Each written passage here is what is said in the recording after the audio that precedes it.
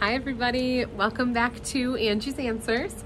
I wanted to bring you here today. We are in our Appleton, Wisconsin location, and I wanted to talk to you a little bit about one of the new features with the Handi Quilter Pro-Stitcher called Quilting Space, and the way that I use that quilting space while I am quilting edge to edge with the Pro-Stitcher.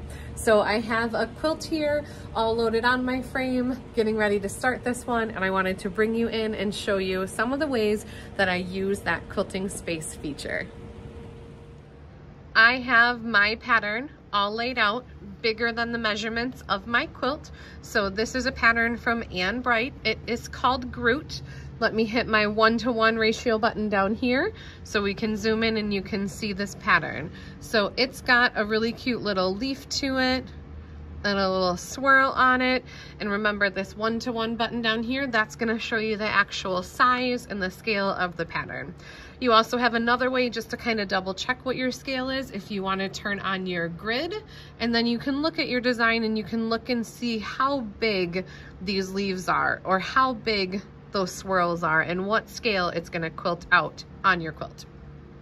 I'm going to touch my home button here to zoom back out. So what I want to do right now is I want to show my machine exactly where my quilt is. So I'm going to use my needle. Let me tilt you guys down just a little bit so you can see where my needle is. And I am going to push the machine up. So one of the things, sorry, let me back you up just a hair so you can see my roller bar too. So this quilt, it rolled on pretty close, but there is just a little bit of difference from where the widest part is to where this inside one is. There is a good amount of stretch in this quilt, so I can get it over just a little bit. So when I basted down this left-hand edge of the quilt, I brought my machine to here, and I was looking about in the middle. So not the narrowest part, not the widest part, but somewhere in the middle. And then that's where I did that basting with my vertical channel lock. So now what I want to do is I want to make sure that my pattern is going to be wide enough. So if I did get down to this part of the quilt, and I want to make sure that I have enough pattern there just in case. So the way that I like to set up the edges of my pattern is I bring my machine over and I'm looking where my needle is and where that widest part is, and I'm giving myself about 1/4 of an inch of a buffer. So I pushed my machine to the left until I have about 1/4 of an inch of a buffer for that pattern. Then I'm going to push the machine straight back away from me until I get to the top edge of the quilt and just a little bit above there. So about 1/4 of an inch above the top edge of the quilt. So that's where I'm going to set the left corner of my design. Let me bring you in closer and zoom in on the screen so you can see that better. So you can see my pattern isn't quite in that top left corner of my quilt. So I need to go to my Modify tab, reposition, and then I need to choose top left in the corner over here. That's gonna move that design to that top left corner for me. Let me bring you guys in just a little bit closer, sorry. Okay, zoom out just a hair so you can see my whole screen, good. So you can kind of tell that there is just a little bit of a hole across that top edge up there. So I do want to eliminate that hole too. You have a few different ways that you can do this. You could do a drag and drop. You could also just use your nudge button here.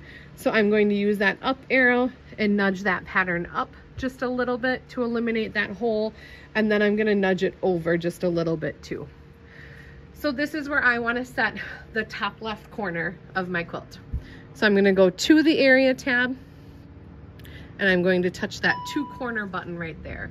So that pink square that it put there, that's setting my left perimeter and my top perimeter for me. And remember where my needle is.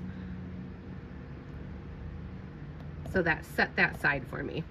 I am now going to move the machine to the right-hand side of the quilt. So let me back you guys up just a little bit so you can see that better and zoom you out too. So the way that I like to move to that right edge is by keeping the machine in the top left corner. I'm going to slide my machine across, and by keeping the machine here, I'm looking at the screen to where that little pink square was, and I'm keeping my horizontal crosshair lined up in that pink square. That's showing me where it's going to crop across the top edge of my quilt. So I come all the way over to this top corner, and then I'm going to pull the machine down towards me. I'm gonna pause the video and bring you guys over there so you can see that a little bit better. So I've brought my machine to this right-hand edge here, and I'm looking at my roller bar and trying to find the widest layer on this right-hand side. So I'm going to bring my needle over and give myself about a 1/4 of an inch buffer. So I am just past this edge and about a 1/4 of an inch over. That's where on the screen I want to set my other perimeter. So I'm just gonna touch the 2 corner button.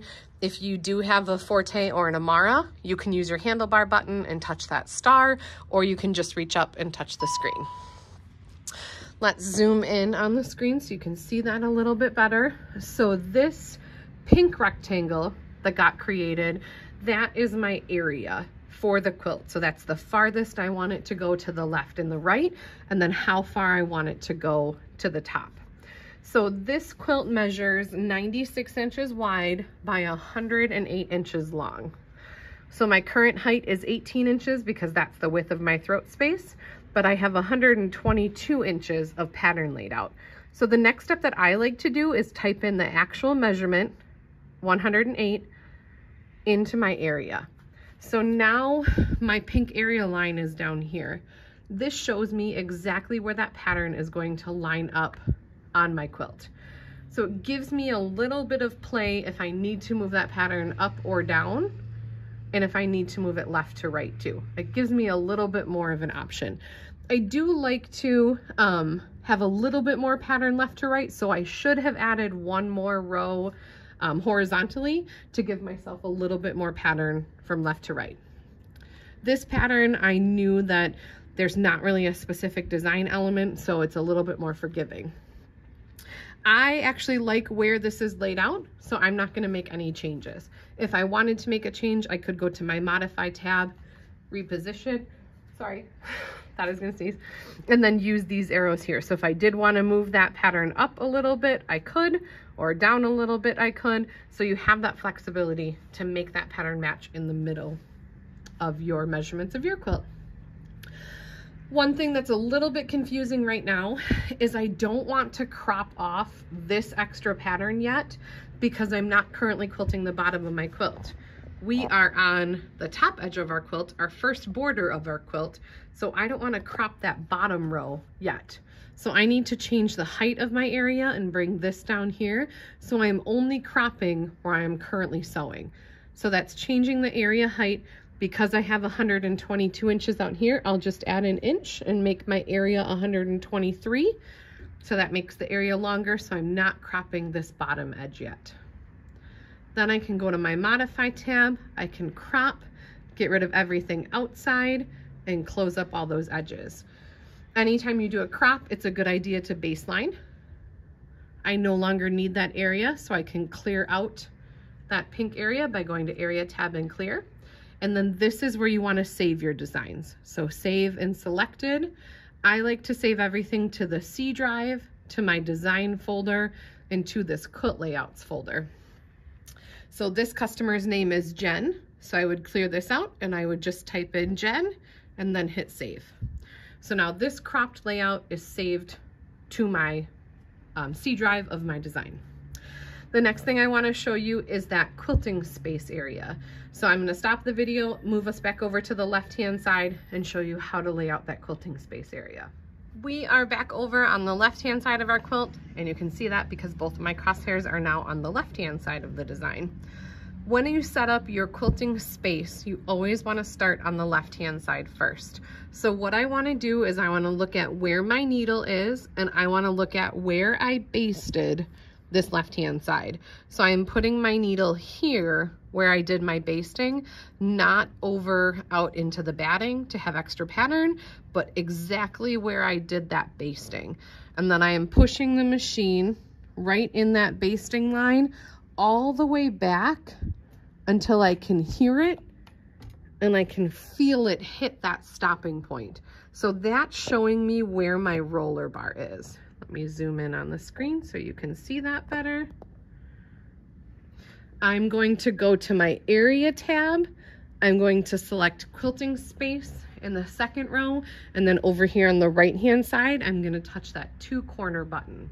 So there is a little black dot that showed up right here, and that's setting my left perimeter, and it's showing me where my roller bar is away from me, that top roller bar in the middle of the machine head. Okay, now I need to go over to the right-hand side and set that one. So I'm gonna stop you for just a second and bring you over to the right. Over here on our right-hand side of our quilt, and you can see that because my crosshairs are on the right-hand side of the design. And if you look at my needle, I am directly above where I basted this right-hand edge, and I pull the machine all the way towards me until I hit that stopping point for this roller bar. So I marked the top left corner. Now we have to mark the bottom right corner. So if I touch this 2-corner button, you're gonna see that black box appear on the screen. Let me zoom in just a little bit so you can see that better. And let me move the machine a little bit. So this black line, that's our quilting space. What that shows me on the screen is exactly where our top roller bar is and exactly where our bottom roller bar is. But more importantly, it's going to show me where I should be basting my left side and my right side every row that we're quilting. So I'm going to line this up. I'm going to let it quilt the first row for sure. But if you look on the screen, I can't quite reach the bottom of row number 2. Let me zoom in a little bit more. So see where that black line is? And then that bottom part of that curve, that is right on that black line. So when it comes and tries to do that bottom curve, it is going to hit that roller bar. So I can only safely quilt this first row, and then I'm going to have to roll everything forward, move it forward, reline up the design before I can safely quilt the second row. So that is one of my favorite things about this quilting space, is it lets me see where my roller bars are, and it helps me make the decision of how many rows I can quilt without bumping into a roller bar.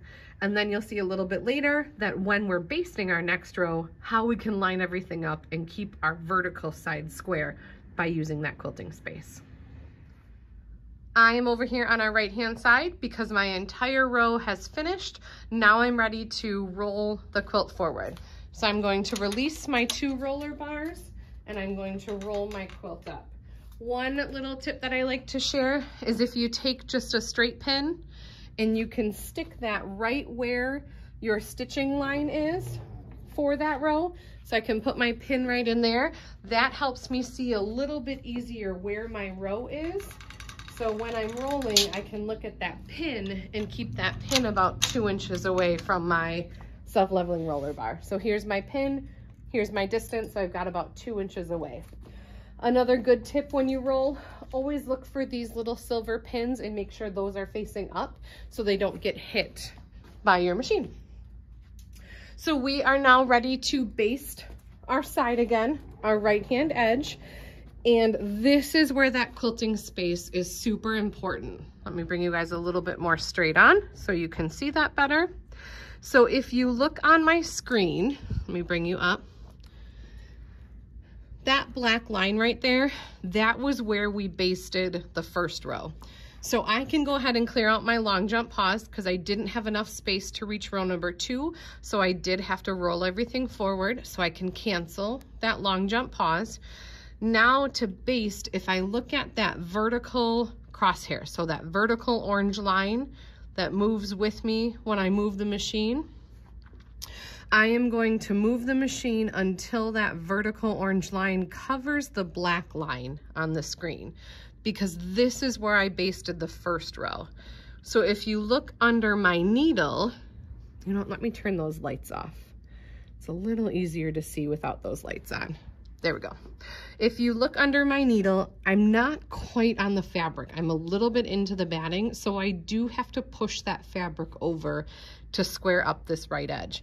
So I want to start where I had stopped my basting last time. So if I just sneak my finger under, I can feel where that stopped, and I am definitely in the batting right there.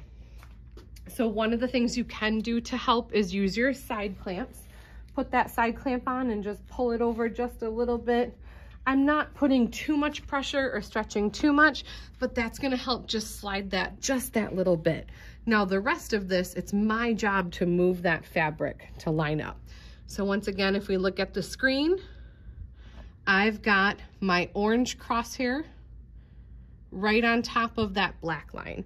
Let me zoom in a little bit more so you can see that better. So there is the black line for the quilting space, and I'm going to use this vertical crosshair. I'm going to move that until it covers that black line for the quilting space, and that's where I should be basting my side edge. So it gives me that visual on the screen of where to baste my side edges. You can turn on your vertical channel lock if you want to at this point to baste this side. I honestly usually don't because I'm not going very far, but it's total personal preference. So I'm going to bring up my bobbin thread. I'm going to use my tack button to secure those. Sorry, I didn't hold my threads tight enough. And then I can start stitching my way down this side. So it's my job to move that fabric either in or out. So I'm stitching less than 1/4 inch away. That's as far as I can go. So I'm going to pause it, do my tack, pull away and make my nice long tail, come back to where I did that tack and do one more stitch. And that's what pulls up my bobbin thread for me. So then I can cut all of this, and then I cut where I started too, and then I can put my last black clamp on. So that helped me make sure that this whole edge is basted in the exact same spot. And I know that it is because that vertical crosshair is still covering that black line. I'm gonna move you over to the left-hand side of the quilt and show you that same process on the left-hand side. Okay, we are over here on the left-hand side of the quilt. I can't see my left-hand edge. So one of the buttons that I like to do, that I like to use anytime I wanna see where my crosshairs are, is this follow button. The only thing that the follow button does is it will center your crosshairs on the screen. So it doesn't physically change the position of the design, it's just changing what you're looking at. So imagine that you're looking through a telescope and you just slide that telescope one way or the other. The follow button is giving you something that you're looking at and centering it within that viewing area for you. So if I touch the follow button, it's going to find my crosshairs and center those crosshairs on the screen, and I always turn that feature back off. So I'm pretty close to covering the black line, but not exactly perfect. So here's our black quilting space line for our left-hand edge. So I just keep sliding the machine over until I'm totally covering that black line on the screen. That's where I want to do my basting for my left side. So let's look down at where my needle is, and you can see I'm over in the batting again for this left-hand edge. So I can use these black clamps again to help pull this over just that little bit. You only want those black clamps where you've already done stitching. So I have already basted to here, so I can keep that black clamp above where I basted. So now I need to do this stitching down towards me. If you wanted to, before you stitched, you could do a dry run. So I can pull down towards me without stitching and see how I'm in that batting. That tells me that I'm gonna have to pull on this quilt top and move that quilt top over just a little bit, but that's what's helping me square up this entire left side. So I'm going to bring my bobbin thread up, hold tight to both of those, tack to lock those together, and turn my machine on. Work my way down this side, and remember, it's my job to move that fabric, so I'm stitching less than 1/4 inch away from that edge. It's as far as I can reach, so I'm going to pause, tack again, make a nice long tail, come back and do one more stitch, and that's what pulls up my bobbin thread. So then I can cut this off right down by the quilt, and then cut where I started too, and then I can put my third clamp on. We like to use these little curtain rods. That just helps. Sometimes these clamps put a little bit of weight down on the quilt. So if I slide that curtain rod in, that's just gonna lift those up so it's not hanging those edges down at all. So that is how I use that quilting space on the screen while I'm doing my basting. The next way that I use my quilting space is when I do my drag and drop and when I'm lining up my patterns to make sure that I can reach the pattern within the row. So drag and drop is my next step. The way that I like to do that is I'm going to move my crosshairs to the bottom of a row. I might need to slide you guys over just a little bit too. There we go. So I'm going to put both of my crosshairs so they're on a stitching line on the row, the bottom of that row. You can use your zoom tool and just draw a box around there so you can zoom in better and see, and make sure that both of your crosshairs are right on top of one of those stitching lines on the bottom part of the row. Then I'm going to use my drag button and I'm going to turn my channel lock on because I don't want to move this pattern left or right. I only want to move it up and down. So as I am moving my machine, do you see how that pattern is now locked to my needle? So it is moving along with my needle. So now I need to take my needle and I need to move that to where I quilted my previous row. So my needle is directly on top of that same curve, that same stitching line on the quilt. You can't see that stitching line anymore, so let me zoom out just a little bit and hopefully this will help make sense. That stitching line on the screen, that curve on the screen, perfectly matches exactly where that same curve was quilted on the quilt. So now that what's on the screen matches what's on my quilt, I can drop this in place and take my channel lock off. So the quilting space also lets me visually see that this is the top of my next row and that black bar, that's my roller bar. So I know that I can safely reach the top of that leaf without hitting the roller bar. Let me zoom out just a little bit more so you can see the bottom of that quilting space box. So this pattern, this is the bottom of my next row right here, and I am plenty of room away from the roller bar closest to my belly. But as you can see on the screen, I'm not going to be able to reach this next row because this is the bottom of row number 3, and that is below where my roller bar is on my screen. So that's one of my favorite things about quilting space too, is it lets me visually see on my screen where I need to baste the left and right edge. And then as I'm lining up my pattern, can I safely reach my pattern without hitting either one of those roller bars? My last step before I can quilt is I need to move my starting point from row 1 down to row number 2. So that's Pro-Stitcher tab, new start and end, and then jumping that start point down to row number 2. I hope that quilting space makes sense to you. If you have any questions, please reach out to us. Let me see, can I? Okay. Like I said, quilting space is one of my favorite things, but if you have any questions, you can reach out to us and we would be happy to help. So thank you so much for watching, and I hope you enjoyed Angie's answers.